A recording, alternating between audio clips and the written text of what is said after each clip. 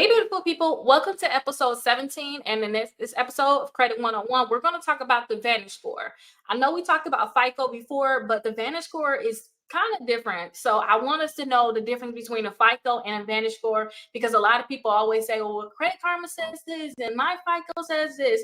So I want to talk to you guys about the Vantage because Vantage is what Credit Karma uses. So VantageScore was first introduced in 2006. And they have three separate versions. They have the Vantage 2.0, Vantage 3.0, and then Vantage 4.0. So with the Vantage 2.0, their credit score is from a 501 to a 990. Okay, so the different companies can use different models. They can pick which one they want to use. Same thing with FICO. You have all the different FICOs. They can pick which FICO they want to use. Now with the Vantage 3.0 and 4.0, which is what Credit Karma uses, their credit score go from a 300 to an 850. Okay. Now they have different levels. So they got A, B, C, D, and F's, just like a schooling model. Like, you know, we're in school, they have different grades. They have a different grading model for them. So if you want to get an A, and this is with the previous 2.0 too. So if you want to get an A, your credit score needs to be between a 900 and a 990. If you want to get a B, you have to have at least an 800 to an 889. Also, 899. Also, a C will be a 700 to a 799, a D 600 to 699, and then a D is 500 to 599. So understand that if you guys are having you have an F, and then sometimes that D is still bad too, because don't forget this one is going all the way up to 999 compared to the 850 that I told you guys about. So you really, for this one, you really want to be in that B range and C at the least. Okay. So if you guys were to see certain models, I forgot what Wallet Hub uses, but you got to think about it. All those little third-party companies, they use some sort of Vantage.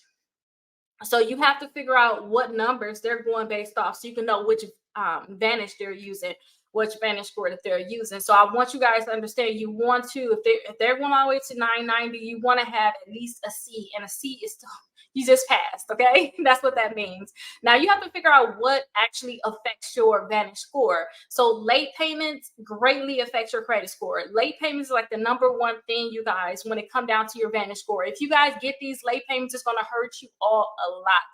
So make sure you guys don't have any late payments. Make sure all of your accounts are set up on auto pay, and we're going to get into all these juicy details because I remember going through the cycle of having to refix things because I just didn't know the basics of like setting things up on auto pay.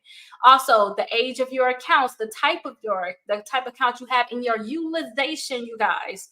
The utilization is how much you have available compared to how much you spent on your credit card. So how much your limit is. So make sure you guys keep your utilization down. I always tell people don't spend more than 5% on their credit card, or at least don't let the credit bureaus know about it.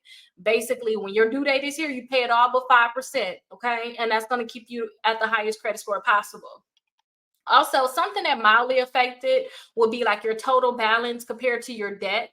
So that's going to mildly affect it. So they're going to look at all of your debt. I was just telling one of my clients, like, hey, if you want to get anything, try to get these things before you have a mortgage hit. Like if you want to get a car, try to get all these things before you have your mortgage hit, because your mortgage is going to drop your credit score most likely. And on top of that, you probably at your peak right now, okay, with your score. Because when that mortgage hits, you got to wait for your credit to readjust. And then plus you have more debt on your credit reports. So try to go ahead and get whatever you want to get before you get that mortgage. So your total debts is going to mildly affect it. Also, inquiries. Inquiries are going to drop your credit score a few points, but I always tell people inquiries, probably like 3 to 7 points per inquiry.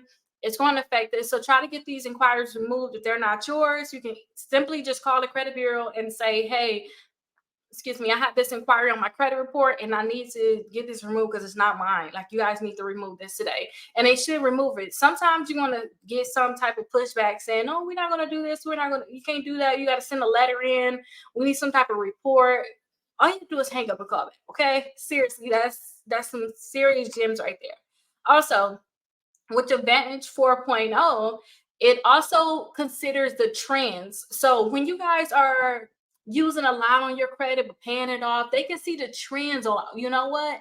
Every month she been doing this, or every other month she do this, she'll pay it off. Then the next month she'll max it out, or she'll keep a balance here. Or for the last few years, we've seen that this happened. That's trended data, and they're going to try to predict what your future is going to look like. So for the Vantage 4.0, they're going to say, okay, well, around this time, Rickita usually apply for credit cards. That's because she's going through this, or we'll know what she's going through, but this is usually what she do. So you might want to watch out, and it's going to drop your score because it's off trended data. Okay. Again, inquiries are only going to lower your credit score a few points. You really need to focus on those late payments because that's going to really hurt you. And also, this is your Vantage credit score. This is not your FICO. This is the Vantage. Okay. So understand that each one have certain things that they want to look at, but late payments and utilization is like the top one. Seriously, late payments and utilization. But let's go ahead and talk about tax liens, judgments on your credit reports. That's what episode 18 is going to be about. I'll see you guys there.